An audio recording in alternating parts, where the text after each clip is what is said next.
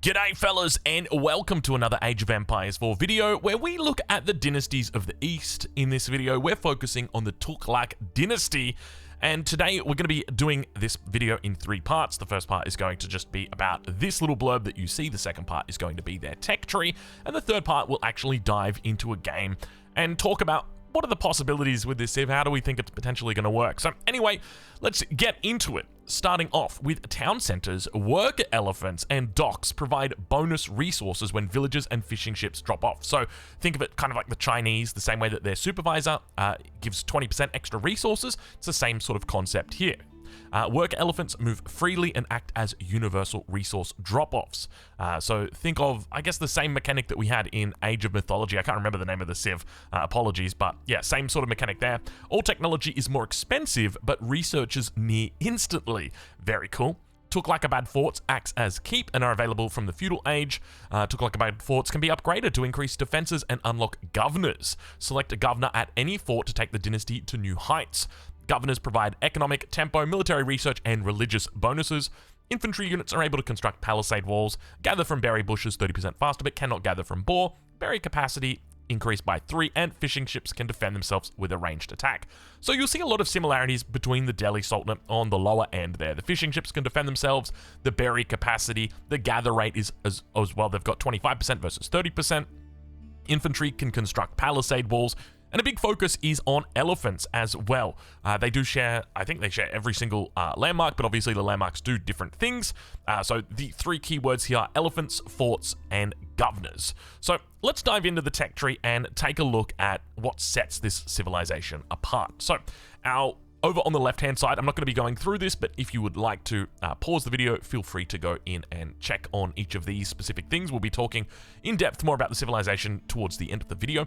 So your town center, you start off with your villager, your scout, and your worker elephant. Now, the worker elephant builds instantly, and basically the way that it works is you just right-click a resource and just hit the worker elephant hotkey, and it'll run on out there.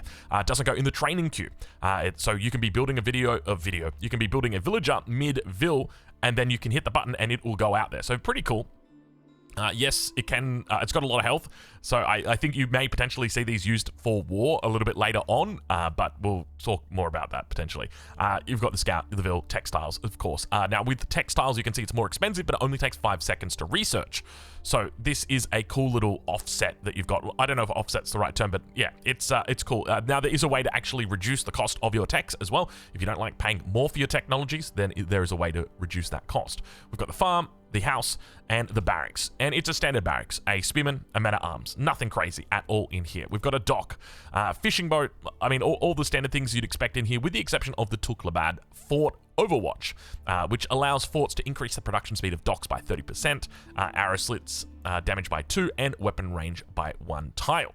Other than that, nothing in here special. Then we've got the outpost, which is your standard outpost, and then we get to the worker elephant. So the worker elephant has got a couple of unique technologies on there. So you've got your standard forestry, wheelbarrow, survival techniques, professional scouts, all the stuff from the mill, all the stuff from that you'd expect your normal eco upgrades. Now, keep in mind, you do not have any drop sites with this civilization. It is only the worker elephant. So it acts as your lumber camp, your mining camp, your mill, all 3 in 1.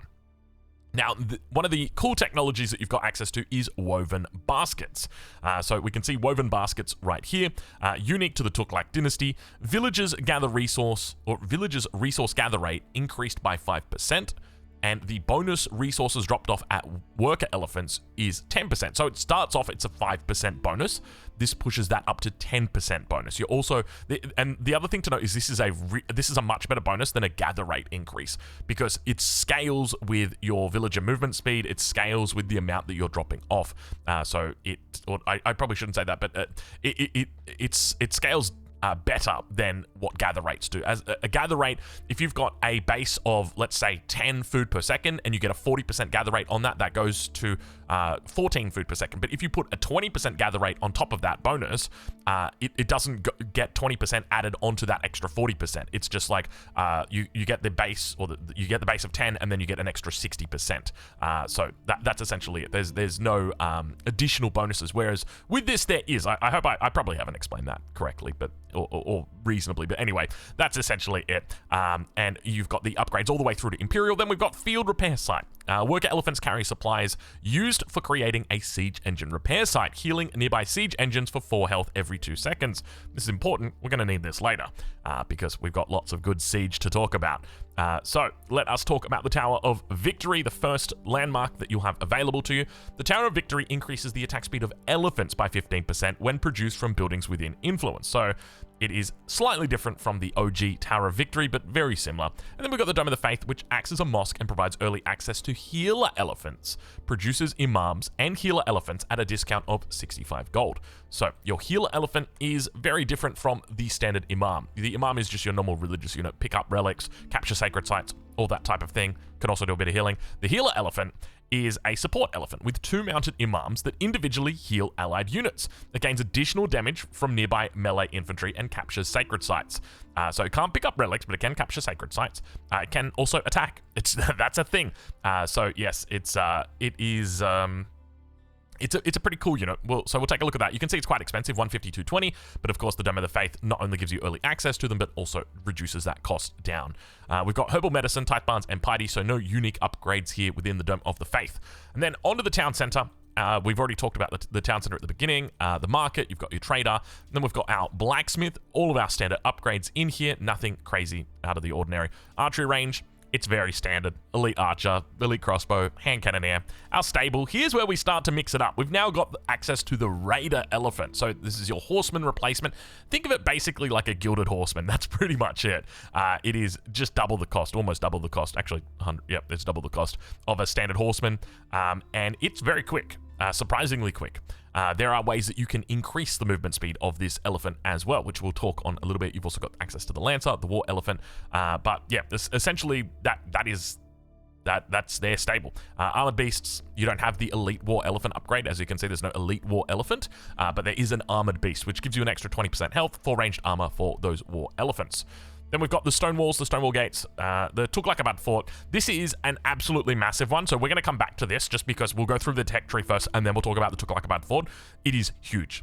So Compound of the Defender reduces the stone cost of buildings by 20% and unlocks an additional upgrade to each Tuqhlaq fort, which further enhances health and governor benefits. Just to show you the Tuqhlaq fort, it's 425 stone, so reducing that by 20%, it's pretty important. Then we've got the House of Learning, which gives you unique technologies, a lot of them to do with elephants. So really cool if you want to play around this sort of play style. First off, we've got elephants regenerating 2 health every 2 seconds when out of combat. We've got collateral damage, which increases the bonus damage dealt by elephants. Keep in mind, bonus damage is not your base damage, it's the unit, or it's the bonus damage that you get against other unit types. So like a spearman has bonus damage against cavalry, so that increases this bonus damage. Then we've got Mahouts, which increases their movement speed of all elephants. We've got Kunda drills, which Kunda training improves men-at-arm charge duration by 3 seconds and increases damage of their charge by 100%. So that charge that they do is that extra little bit of movement speed that they get, as well as that big damage that comes in when they do their big charge. So now you're getting even more damage. So a really cool upgrade here. And then finally, we've got Neza training, which is spearman damage against cavalry increased by 35%. And production speed increased by 50%. I love this upgrade. This is insanely good. Dude, spearmen are already such a great unit, and then you go and take them and give them an extra 35% damage against cav, and then allow them to be produced even faster. Do you realize what you're doing here? That's a really good upgrade. I love it. Anyway, we'll get back to the Tuqhlaq fort. The mosque, just quickly, Imam, healer, elephant. Once again, no unique upgrades in here. Then the siege workshop. Oh yeah, we got some fun stuff to talk about here. The ballista elephant. Yes. Replacing the springald, we have the ballista mounted elephant. Effective at dealing with melee infantry and hitting multiple targets. Now, I haven't actually seen it hit multiple targets. If you right-click a unit, it will absolutely destroy that unit. Let's just put it that way. We've also got Reinforced Arm Ballista, which upgrades ballista elephants into elite ballista elephants. And then finally, for our landmarks in the Imperial Age, we've got the Hussar Academy, which acts as a madrasa. So that means that it allows, it's a university. You can technically garrison in the madrasa, but it's like, well, there's no actual point to it. So just keep that in mind. So with the Hussar Academy, it generates 50 food and 50 gold per minute for every active governor. So if we just, I'll quickly just go up just to show you. The Tuqhlaq Fort's got a whole bunch of governors that you can choose from. 1, 2, 3, 4, 5, 6. So assuming that you've got 6 governors out, that's going to be giving you, 300 gold, 300 food per minute that's coming through. So not a bad amount of income that's coming through there. Now, of course, it is also acting as a university. So that's a nice little bonus to be able to have. It's like 300 gold per minute. It's pretty decent when you think about it, right? Like you're talking 4 relics basically. So that's quite nice. And then we've got the Palace of the Sultan. Appoint a governor to the Palace of the Sultan and immediately gain their 4th tier benefactor bonus. So let's get into it. Let's talk just quickly. We'll go over the madrasa. Nothing in here at all. So let us now talk because, 4th tier benefactor bonus, what does that all mean? Let's get into it. The Tuqhlaq Fort, it is here. This is the highlight of this civilization. This is everything that this civilization has with regard to its versatility. And I will tell you right now out of the gates, this is the civilization that has by far got me the most puzzled. I think I've found the right way to play them, but it always comes out a little bit later on that it was not. There was a much better way to play the civilization.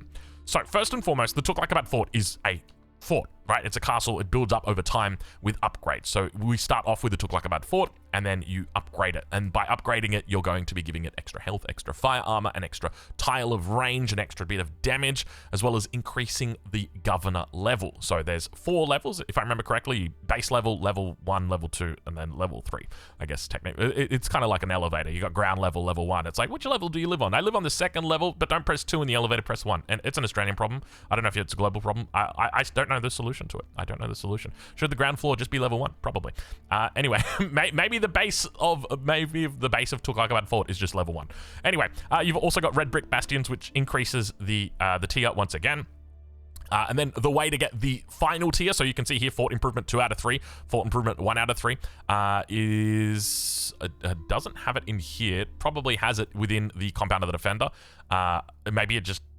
No, it says it unlocks. So anyway, we'll get into the game and we'll show you that. We've also got the Curse of Ulia.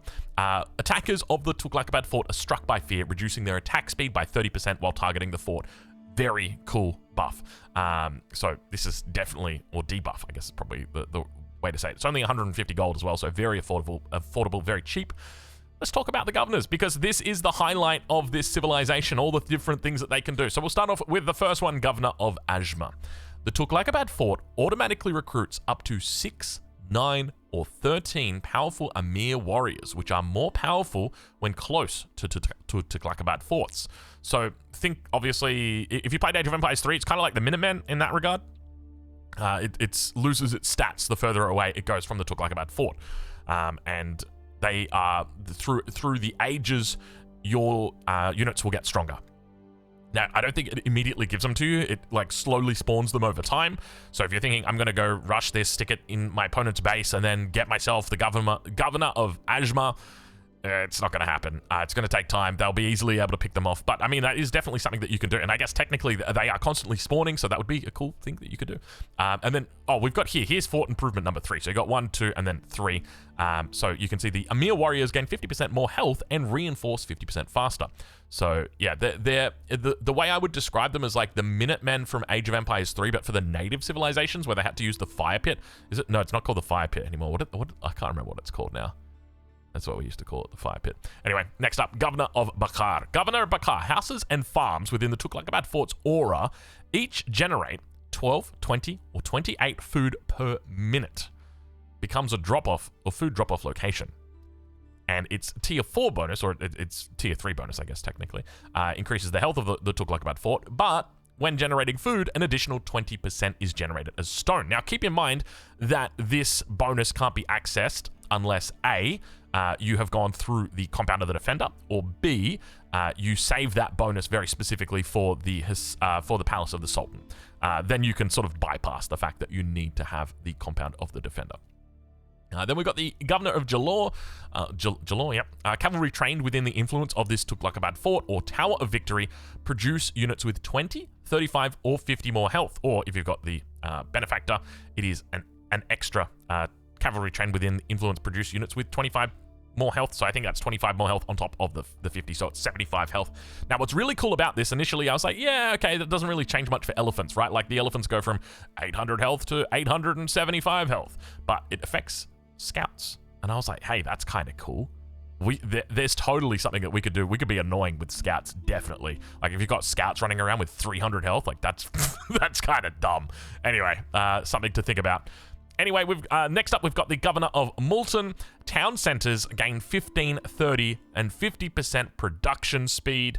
Yeah, that's fun. That's really fun. You can get super duper fast villages. I think it works out 30% is 15-second villages, so the same as Song Dynasty. And then 50% production speed goes down to 12, and then the 75% it goes to 11. So yeah, very cool. Next up, we've got the governor of Sehwan. Relics and sacred sites generate 20% additional gold. Units healed by healer elephants gain 10, 15, or 20% damage for 10 seconds. And of course, the benefactor is up to 50%. Healing rate of healer elephants increased by 50%. So keep in mind that's on top of bonuses that you've got, say, as an example, if we check in over here, herbal medicine. So you've got the healing rate increased by 60%, and then you've got 50% coming in as well. Now keep in mind that 50% isn't multiplying the 60%, it's only multiplying the base rate. So it works out to be a total of 110%. And then we've got, after that, the governor of Uch, which is definitely one of the good ones. I mean, I haven't really talked about like which ones are the good ones, which ones are the bad ones, but anyway. The governor of Uch reduces the cost of researching technologies by 15, 20, and 25%. Does not apply to emplacements. And then, of course, its super special bonus, the benefactor bonus, is reducing the cost of researching text by 35%. Okay, that's kind of cool. So it means that you've got these really expensive techs that research instantly, but now you can reduce their cost by 35%. Very cool. So let's talk about this civilization. Let's go through and have a look at the landmarks. I mean, you're going to be familiar with the landmarks and exactly how they work. Or not how they work, but how they look. Let's enable cheats. And I mean, we could talk about this civilization and how I think this civilization will play. We enabled cheats, good. So I've been trying to crack this civ, and I think that there's going to be a lot of options for cheese. So I'm going to start out by saying that I think like Tughlaq fort, like building a Tughlaq fort on the enemy's front line. Like if we just, let's go send our vills over to the other side and just do that. We'll put on some cheats here as well. We'll throw in a jiffy. Let's grab a wheelbarrow here. Now you can see that we can't actually get woven baskets in the Dark Age, so don't think for a second that that's a good idea. Even if you could, it wouldn't be worth it. Way too expensive, I think, to start off with. So we'll research wheelbarrow, and let's think about our age up. What are we going to go with? We've got Dome of the Faith as an option for early healer elephants, or we could just grab the extra 15% for elephants. So we might as well do that because you could definitely get some super hyper crazy strong elephants. Now, we've got the Tuqhlaq fort, and keep in mind with every additional fort that you make, the cost does not go up, so you can throw down a whole bunch of them down back here. But here's the opponent over on this side, so let's throw an outpost up, see if we can get some line of sight exactly where they are, and talk about like the first option that you've got, which, as I said, I think it might be like a good idea for doing a cheese strategy. So you'd probably want to find their gold or their stone or something like that, something that where you can keep your units close to the opponent. And as you can see, like for some, maybe it's because he's playing the Mongols, so probably not the best, but you can still build it like relatively close. I think like somewhere around here-ish. So maybe bringing up a whole bunch of villages and rushing it the same way people rush the Barbican. And then once it's here, you probably would then use it to build a worker elephant. And then, like, use your vills to gather up gold. Like, maybe you'd want to do it on the enemy stone. Oh, that's the play. You do it on the enemy stone. And then from here, what you're doing is appointing a governor. And you would go to this Tuqhlaq fort, automatically recruits 6 powerful Emir warriors. So you can see our first one has arrived. And there's this little, every 20-second, he's going to come out. And, like, this is powerful. Like, this is age 2. Look at the size of that thing. 5 ranged armor. Like, that is huge. So that is... You know, I'm actually seeing the vision. Now that I think about it, I see the vision. Give me a second here. Okay. So here's the vision. So you would put the Tughlaq fort. You can see we're up against a Macedonian opponent here. So we could get, like, relatively aggressive with this Tughlaq fort somewhere in this region. And then once it's up, we'll start gathering up the stone of the enemy. So now we're stealing their stone. Very, very powerful. Then we're also... getting the forward little, where are they? These guys right here. The Emir warriors. And then at the same time, from home, we're going to send an imam up to the front. And the whole idea here is because you've got a unit that's got very high base armor, that means that it is going to be taking very little damage. So as an example, if we bring this into the radius of the town center, we can actually get away with quite a bit because the reality is he is not going to be taking a lot of damage. 3 damage right here. So as we get further away from the Tuqhlaq fort, you can see that we are decaying here, but we can come in, we can be super... Oh, this is going to be so annoying. This is going to be so annoying, man. I wonder how fast we can actually do that, but we're also losing movement speed. So that's another thing to note. Okay, we've gathered up all the stone of the ally. We can look to upgrade our fort, so that's going to push us up to the next level. Now, keep in mind, behind this also, we could do like a blacksmith, and oh, we could get really disgusting. We could get our melee upgrades. Keep in mind, if we turn off Inner Jiffy, these are pretty quick. They're 5 seconds for each one of these. So you can see them coming through now. It takes a while for... Oh my god, look at this. We're up to 4. Oh, this is going to be totally annoying. Oh, this is going to be so annoying. I'm sorry. I mean, it would have come out eventually. I'm not going to be the first guy to have thought of this, but like, yeah. Yeah, this is going to be super annoying to deal with. How do you deal with this? Because now you've got 6 armor on these guys. Now, keep in mind, we haven't even gone to the second level, right? Because when the second level comes through, it's going to add in another tier.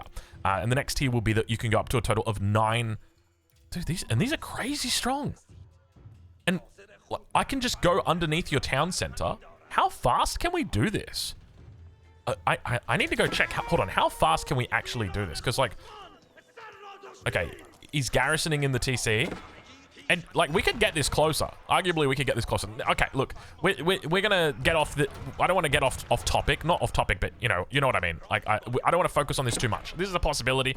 We're gonna find out some disgusting cheese for this. Keep in mind, in the second age, we can really push this up as well. We can go to Tier 3 Tuqhlaq Fort, which gives us a total of 13 powerful emirs that we can have. And these just generate for free. Right? Like, the longer we sit here, the more they generate, and if they die, they will come back. But you can have 13 of them, and you can heal them up with the imam so that you can have more of them. I think you'd probably only want to get 1 imam out just to heal, like, your initial one, your second one, your third one, bring them all back, get them all healed up, that sort of thing. And then you don't really mind, right? If you lose 1 or if you lose 2, like, they're going to respawn after 20 seconds. Anyway, those stats are wild. Oh, they can build walls as well. There's going to be a lot of cheese that you can do with this. Okay, so that's the first part of the Tuqhlaq fort. The other thing that I've been thinking about that might be possible with the civilization that I think could be viable is going for an early second town center. And let me show you why. So normally when you go for a second TC, often you're vulnerable, right? If we think about it, the concept of like going for an economy beats a person who's turtling, building defenses, and then a person who's turtling is going to beat someone who is rushing or attacking, and then someone who is rushing or attacking is going to beat someone who's focusing on their economy. That's the general idea, the sort of the three-sided triangle that you have when it comes to RTS. So one of the ways I was thinking about playing is going for a second TC. So where would we put our second TC? Probably, I don't know, on the gold as an example. And then we would, after we've got that second TC in, we would then focus on getting even more stone in. So arguably you could put the second TC on the stone, but anyway, for the purpose of this, we're not going to do that. And then what we'd do is we'd put a Tuqhlaq fort in our base. So we're doing a sort of a blend here of defense as well as economy. Now you can get these up at pretty reasonable times. I can show you a couple of replays that I've been playing with this civilization, trying to work out a couple of builds. And the idea here is that we would want to build our houses. You could do farms as well if you really wanted to, but they're a bit more expensive, so it's going to delay you. And what you'd be looking for is to appoint a governor, specifically the governor of Bakar. And this is going to allow your food to go absolutely crazy. Now, initially, when it starts off, it's not going to be particularly high because you're only going to have a couple of houses around it, and you're only going to have the first tier that comes through, which is 12 per minute. So all of these 144 food a minute, which works out to be about 4 villages equivalent. But obviously, as we rise through the ranks, after we get our first improvement, that's going to go up to 20 food per minute. So now all of a sudden, you've got 240 food a minute, which is the equivalent of about 6 villages on food. And of course, our next tier, Tier 3, 28 food per minute. So now we're really starting to talk about quite a lot of food that's coming in.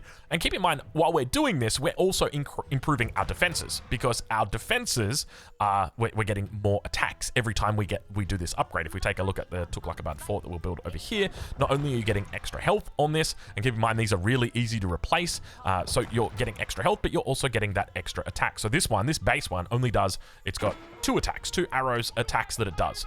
Whereas when you get the upgrade, so you can see that it's firing 2 arrows at the same time. I don't know if you can really see it. It's a bit hard because sometimes they don't always. Anyway, and then you've got the next one, which is firing 3 bows.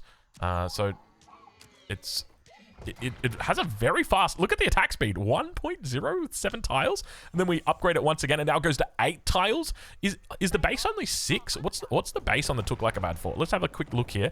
Base is 6 tiles of range, and then so 7 tiles of range, and then 8 tiles of range. So that's a lot of range, man.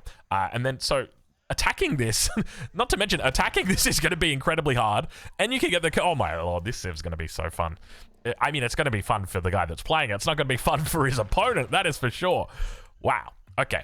Anyway, so that was sort of my idea. So basically, the whole concept of this is that you could go 2 TCs, and you could also play defensive, always putting our secondary TC at the back because we don't want it to be attacked, always putting our landmark in the front because we don't really care if it dies. This is probably not the best spot. We'd probably want to make it much closer to our Tuqhlaq Fort.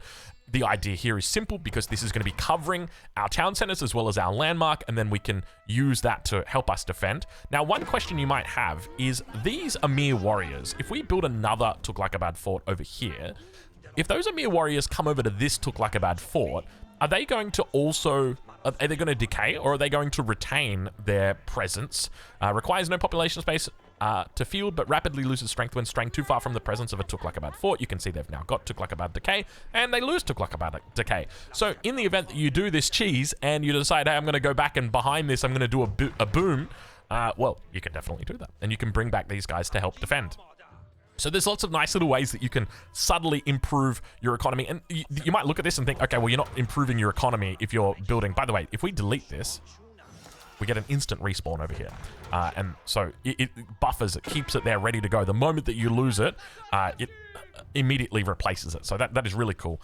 But, you know, if you've got to build units to defend, those units require resources, and those resources are essentially what we're getting for free here at the Tuqhlaq Fort. So another really cool thing. And you got to remember, this unit. Okay, can we break down on how good this unit is? This unit is exceptionally good in the feudal age, incredibly good. So much so that, like, if we were going to build a barracks, right, and if we were going to make a men at arms, and we were going to make it a castle age men at arms. By the way, when we go to castle age, stats do not improve. But, like, if we just compare this to a base men-at-arms, you've got 4-4, 155. Sorry, wrong unit. And then we've got 5-5, 188. So they've got better base stats than a men-at-arms. They've got the same damage. So 12 plus 1, 12 plus 1, same movement speed. But they're basically a stronger men-at-arms. And just remember, that extra armor is incredibly powerful. So at the very least, you're getting 120 resources here. And that's coming every 20 seconds. So if we were to do that over the course of a minute, 360 over the course of a minute works out to be quite a lot. That, like, if we were to think about that as food, that's 9 villages equivalent right there. And arguably, or not arguably, objectively, it's better. So it works out. I would say that this upgrade is probably equivalent to like 12 villages that you're getting in resources, as long as you're spending your Amir warriors and using them and fighting and scrapping with the opponent, skirmishing with them, then 100% you're getting massive value there. So that's definitely a strong use case. You can obviously use that on offense or defense, depending on how you want to do it. But I think using it on offense is definitely a smart move, though, because, wow, we saw what happened. Now, it takes a long time to build Tuqhlaq Fort, so let's say, hypothetically, you went forward and you were doing, like, the Barbican-esque strategy. Let's turn off in a jiffy here. And we've got 10 vills with us. So how long is it going to take us to build? Normally 2 minutes and 15 seconds, which I think is the same as a keep. If we just double check it to our tech tree, let's go to French and double check how long does it take to build a keep. No, it's 3 minutes. So yeah, it's a little bit faster. So here we're starting at 10 minutes 42. You can eyeball it how long it's going to take. You got 10 vills on this. We started 10:42. Keep that in your mind. But it's definitely taking some time. And it's also only 2,000 health to start off with. So they're really hammering this health in slowly. If vills do get pulled, this is going to be a hard sell to really want to commit to it. And remember, to repair this, you're going to need stone. You're not going to need wood. You're going to need stone. And stone is a hard resource to come by. We want to try and protect our stone as much as we can. But essentially, early on, you can see it definitely does take some time. You're looking at about 30-35 seconds in that region. But once it's up, you're fine. Now, one thing that I suspect people will probably do is they'll put an outpost up first. I always like to do this when I'm Barbican rushing. I'll put an outpost up. You don't have to build it all the way. Your opponent just has to respect the outpost. So you put the outpost up, let it get to like 90%. You can always cancel it later. And then once it's at 90%, then you can drop down your Barbican, or in this case, your Tuqhlaq Fort. And that's going to really annoy people, because as soon as they see that outpost, they'll be like, okay, I can't do anything. If they try and come in and siege, all you're just going to do is just grab your vills, build the outpost, get 5 vills over there if they're trying to siege it down, and then you're just going to put the vills inside, and that's going to two-shot villages. And as you can see, we clearly cover all of the Tughlaq fort, so it is not going to be a question of whether or not it goes up. It'll just be about how many vills the enemy loses. So that's essentially my thinking with regard to your sort of openings here. Now, one of the key strategies that I think is going to be quite potent with this civilization is going to be timing attacks. Now, the reason why that is because at the moment, let's get a couple more vills out here. We'll do in a jiffy. We're in the castle age at the moment, so let's say that we've got a pretty big army, and we'll just play it standard with our army here. So we'll do archers and crossbows, and we'll do spears as well as some men at arms. Right, like just your kind of standard army. And let's say that we're playing middle map, like relatively okay so far, and we've got in a jiffy turned on. Let's just get some of our upgrades in as well. So we're basically pretty standard at the moment. So what we can do is if we go in a jiffy, so we've turned it off. This is one of the timing attacks that I think is going to be exceptionally powerful. Okay, so basically what we want to do is we leave this guy right here, the governor of Uch. We don't touch him until we get to Imperial Age. So what we're going to do is age up with the Palace of the Sultan. We're going to put it down. It's going to take some time for us to do that, but it's all right. We'll do our best. We're under attack over here. Let's get rid of that scout. So we've got our army here. Now, I'm sure most of you will probably know where I'm going with this and what I'm thinking here. By the way, here's how we use the worker elephant. So we're just going to run our vills over here, hit W, say I want to build a worker elephant right there, and he's going to come out of the nearest town center or Tughlaq fort, and he will immediately come over here and help us out. So what we're going to do here is keep in mind, as soon as we get to the next age, we are going to be researching our upgrades immediately. 5 seconds. So the moment we age up, we can look to push our opponent, and as soon as we do that, we can hit the upgrade buttons. Boom, boom. But you might not want to pay full price. It's kind of expensive to do that, dropping the university. So what are we going to do? We're going to appoint a governor, and instead of paying full price for those, we're now only going to pay 35%. Or rather, we're going to pay a reduced amount, 65%. And so now it means we only pay this much. And so all of our units get upgraded. We just quickly pop all of the relevant upgrades for us. We get our +3 upgrades in as well because they're cheaper and they research really quickly here. 5 seconds, 5 seconds, 5 seconds. And within 20 seconds, you're ready to go fight your opponent fully upgraded. They have a space of reacting to the fact that you've gone Imperial of less than 5 seconds. Maybe 10 seconds if you want to appoint this guy as well. Then you're talking 10 seconds because it takes 5 seconds to do the appointment in case you want to change your mind. And then it takes 5 seconds as well to get those upgrades through.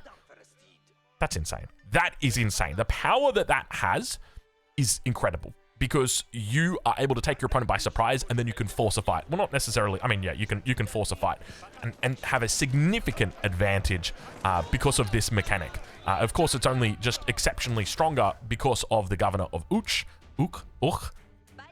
Not sure what the correct pronunciation is. Let's talk a little bit about the other governors, the use cases for them. So we've taken a look at of the Bakar, of Ajma, of Uch. We've also got the governor of Jalor. Am I pronouncing that correctly? Probably not. So we'll throw down a stable just quickly. We'll also turn on in a jiffy just so that we can get a nice little comparison here on our units. So if we think about like, okay, is this a reasonable governor for us to be going in the feudal age? Because like we're probably not going to be like, and remember that there's an opportunity cost here. If we go for this governor for tempo, then there is something that we're missing out on, whether that be Bakar, whether that be on Multan. There is something that we're missing out on. But just to start us off though, let's go in and let us grab Jalor. So you can see that at the moment, these units here that are out will not have this boost. In fact, if I train a scout, you can see that it's now got it. And the reason why is because it doesn't affect your existing units. It's only the ones that have been trained. So here we've got, how much is it providing? Oh, this is a tier 3. Okay, sorry, let's delete that. I was a bit concerned. I'm like, hold on, why is it providing so much? So we'll delete that. We'll just make a tier 1 back here. We'll go in. Oh, by the way, if you lose a Tughlaq fort, and you can just rebuild it and then just get the governor somewhere else. So let's say like this guy over here dies, this fort over here dies, and you want to get these bad boys back out again wherever they are. I don't know. They've gone over and here and defended. You can then say, okay, we want the governor of Ajma right here instead. So that is how the mechanic works. So yeah, back towards this position. So let's say that hold on, let's restart. Give me a second right here. We're going to do a restart. Okay, so instead of playing into the Dome of the Faith, we'll play into the Tower of Victory. And what we'll do, we'll turn on Inner Jiffy. Oh, that's not Inner Jiffy, that was Inner Jiffy H. And let's get a couple of houses down at the back. We'll throw up our stable, because remember, this is going to provide 15% attack speed to elephants, and there are elephants in the stable, so we'll grab that guy out. We'll also throw down a Tuqhlaq fort, because we want to defend our berries for whatever reason, and we're going to equip the Governor of Jalor on here. So now this Raider Elephant has that attack speed bonus, but it doesn't have the health bonus, because it hasn't, it needs to happen after. And now it comes out, you've got an extra 20 health. It might not seem like a lot, but it can add up over time, especially when you talk about armor. So that's another factor that we should probably throw out here, is just that when you've got armor, extra health is always a really good thing. So we'll grab those extra health so you can see the numbers here. The other thing to note is that you can also train scouts. So maybe if you're going for professional scouts, I mean, I don't know if that would be a good thing, but yeah, professional scouts get a little bit of extra health on there. But obviously, you're not doing a whole lot of damage with scouts, so I think at this stage, it doesn't really do much. As you go through the ages, though, and let us grab ourselves the House of Learning, just so that we can take a look at some of these unique upgrades as well. You are going to be able to access new units. So we've got here the Lancer. This is only on level 1. If we go up to level 2 or level 3, you'll see the numbers really start to become more impactful. So now you've got a scout instead of our starting scout, which has got 90 health on it, 110 health on it now. You've got 160 health. So these guys could get really annoying. Just for, you know, like when people get lazy in the fight and they're not targeting down units and you've got like 6 scouts attacking you, bro, that's really annoying. There's nothing worse than being forced to attack units that aren't scouts. That sucks. So that's a consideration that we could make. We look at the Lancer. This is pretty decent. An extra 50 health, right? Like if you're thinking about how much health do you get from the French upgrade in the feudal or in the castle age, we're not going to be able to see. I mean, it's 35% if I remember correctly. Let's jump in. Royal Institute, Royal Bloodlines, 35%. So I don't know the actual number. I feel like it's probably 73 health though. So this is a meaningful amount of health at this stage right here. This is a lot. But if you go for the House of Learning, you're not going to be able to get that 4th level that we were talking about. There's a 4th level where you get, I think it's 75 health instead. So you're not going to be able to get that. And then if we look at the War Elephant, like this, you go from 850 health to 900 health. It's not really that significant. The Raider Elephant, if we take a look at without the upgrades, we're at 285, which is kind of nice. And then from here, we're up to 335. Like this is a good amount of health. Like this is definitely reasonable to have. But the one caveat that I would just say here is that there's an opportunity cost. When you do this, there's an opportunity cost associated. So you'd have to very much be invested in going into cavalry, especially when you're doing this.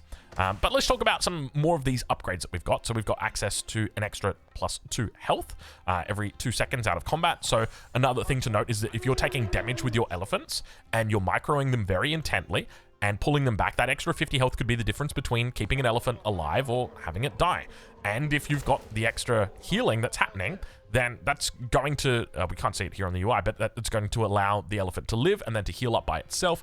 Of course, you're going to be a competent Delhi variant player and you're going to have healing. And those elephants will be healed up by our healer elephant, of course, as well. So it does also give you that power. But I think that the true power in this is probably going to come through from the Lancer. The Lancer's got a really high base damage, and so having that extra health is absolutely welcome. The Raider Elephant, it's quite quick as well, 1.6 movement speed, slightly slower than the Lancer, but obviously when it gets its speed upgrade, it moves faster, 1.76 speed now. So that is a nice thing. It's also kind of funny just seeing an elephant run faster than a horse, but I guess those elephants do be going. They do be zooming. We've also got bonus damage dealt by elephants increasing by 30%. So just to pull out some additional elephants here. What have we got? We've got the archery range, we've got the stable, and we've got the siege workshop. So there's nothing in the archery range. Our siege workshop has got 1 elephant that we'll be able to make, and our barracks doesn't have any. So just make sure that we've got all of our elephants out. Is it only the 3? Oh, it's also the healer elephant. The healer elephant is also technically a unit. It does 16 damage with 15 versus buildings. Then we've got our Raider Cavalry, 24. This is a veteran Raider Cavalry, 24 with 23 versus ranged and 23 versus siege. Ballista with 12 against melee infantry. and our war elephant with plus 45 against buildings, and then also the spear has got plus 40 against cavalry. So this is going to increase all of those bonus damages. So now instead of doing, I don't know, why did that, the spear, because the guy on the top is the spear, that bonus doesn't carry across to him. Really? That's interesting. You would have thought that your war elephant and the plus 40 damage against cavalry that the spearman gets, that sits on top, would be considered part of the war elephant for that purpose. But I guess it's not. I guess it's not. Your raider here, it's gone from, what, 23 up to 30. And then our ballista should have gone from 12 to 16. Indeed, it has. And then we get a little bit of bonus damage here against buildings, I think from 15 to 20. So that's one thing to note. And then, have we got any more elephant upgrades? We've got the spearman, and we've got the Khanda training. So no more other relevant upgrades for our elephants. Now, you'll also notice, astute viewers would have noticed, or keen-eyed viewers, that we've got a trample button right here. So this allows us, I'm trying to think of like an analogy, but basically it deals damage. We hit that button, we run over here, and it's going to do damage to all units in the path. So it's 9 damage every 0.5 seconds, which is quite a lot. And of course, if you've got multiple of these units and they're all working together, now keep in mind our horsemen or our raider elephants are exactly the same, but they move a lot faster, do a little bit less damage. 4 damage every 0.5 seconds instead. So I think there's a lot of potential with these units, but let's move back to the Tuqhlaq fort. We've been talking a lot about units, about upgrades, all that good stuff. So let's go ahead and let's add a madrasa in, and let's move into our next Tuqhlaq fort. So we will go into Governor of Sehwan. Relics and sacred sites generate 20% additional gold. Okay, small little bonus, nothing too crazy. And units healed by healer elephants gain 10, 15, and 20% damage for 10 seconds. I think that's really the highlight, because it can be difficult to be healed by the healer elephant, but remember that there's 2 imams up here, not 1, 2. So you've got that going for you. Now, the healer elephant also gets the bonus, where it gains 1 damage for each nearby melee infantry unit. So very specific right there. But if we were to add, I think where's our racks? It's over here. Let's get a couple spearmen in. Keep in mind, we've also got that spearman upgrade, which increases the spearman damage, as well as increasing the training speed of them. So now we've got an extra 15 damage that's coming through from these spears. So if we delete a whole bunch, you'll see that we're on 31 damage before, and now we're down to 22. So you could get some pretty cracked numbers from the healer elephant together with melee infantry. That is for sure, but they would be focused down. Keep in mind, they are heavy melee cavalry, which means crossbowmen will absolutely melt through them. They don't have a lot of ranged armor either. So yeah, in closing though, with regard to the openings, let me just show you a couple of different games where I've tried them out. I'll just pause it as we load in. Okay, so this is just me against an AI, just doing my thing. So we'll speed it up and we'll just take a look at what the opening looks like. So one of the other things to note is that obviously you've got your scout, it's out, it's moving around, but you can also move your worker elephant, and because it's technically a mill, it will collect collect sheep. So I think one of the things that you'll see players do is they'll move their worker elephant around the base just initially to pick up those starting sheep, because normally there are those starting sheep that spawn in sometimes around your town center. You can see we've got one there. Until it needs to be brought back onto the gold vein. So I think that's something that you'll see quite a bit. So we've got a little bit too many on food at the moment. We normally want to do, I think, a 7-3 opening. It's probably going to make the most sense. So we do re-macro, make sure that we've got it correctly. With our age up, we're going to be going for the Dome of the Faith. And we're going to stick it towards the front of the base. So here we've got our stone at the back. So what we're going for is a really fast second TC. So we'll speed it up here. We're going to go off our starting trees as well. So instead of going into, instead of having to make a worker elephant to come out here and act as a lumber camp, we're not going to need to do that. We'll just be gathering up the wood instead.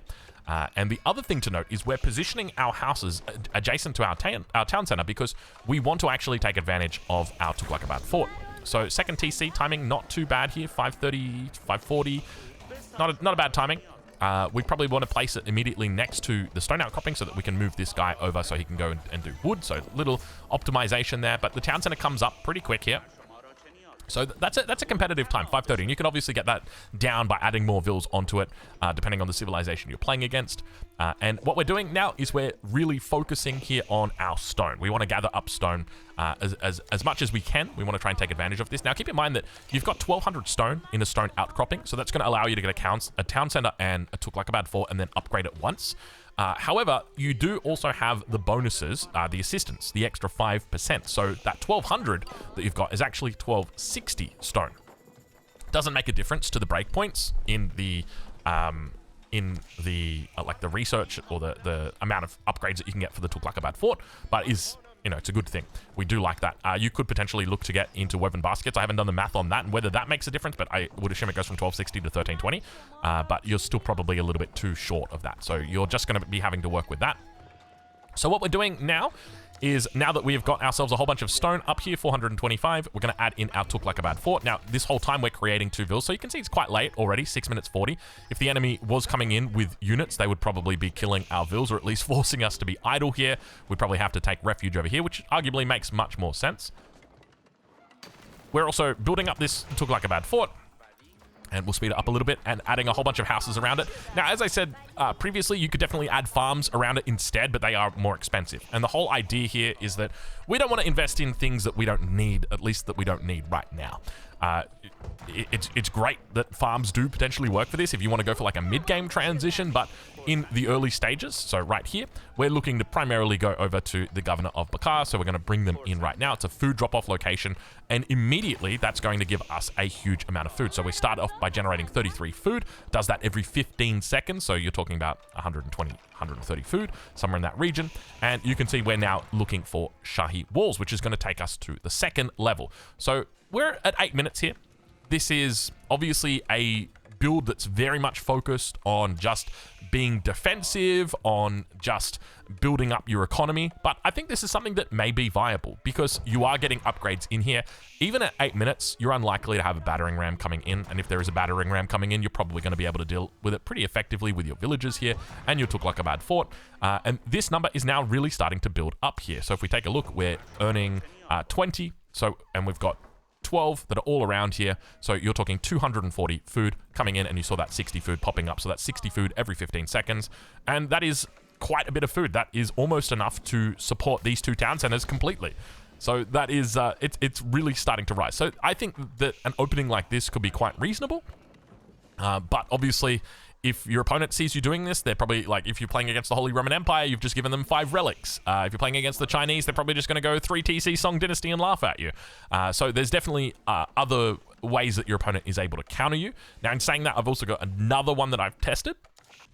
Okay, so this opening is, I think we do a 9-2 here, so kind of like similar to the English opening. I think this is probably suboptimal with this civilization just because you want to walk the worker elephant around the base a little bit. So doing like a 7-2 or 7-3 opening is probably going to be better with regard to your villager split. So what we're then going to do is throw down our Tower of Victory right here. And we've got a whole bunch of vills on stone opening us up, so we're just working on our Tuqhlaq fort at the moment. That's going to be the goal, so we want to get the resources for the Tuqhlaq fort, and then we're also building our houses. So this is off a 1 TC opening, so basically we're looking to front load the Tuqhlaq fort instead. You can see the age up timing somewhere in the region of about 4:30, and as soon as the Tuqhlaq fort is up, we're looking to build all those houses around it. A little bit slow here. I think you really want to make sure that you appoint the governor as quickly as you can, because we're obviously wasting time as we do this.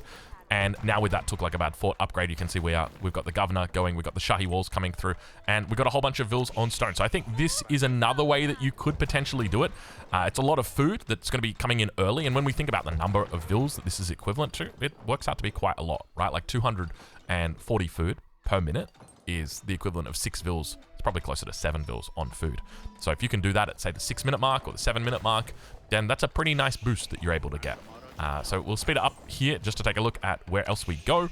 So we're getting the 2nd upgrade here as well, the red brick bastions, and that's going to result in a huge amount of food. So we're talking 28 food times 12. What are we looking at? 8 times 12, 96, plus the 240. So you're talking about 336 food. So that's quite a bit of food that's coming in, about 9 villages worth.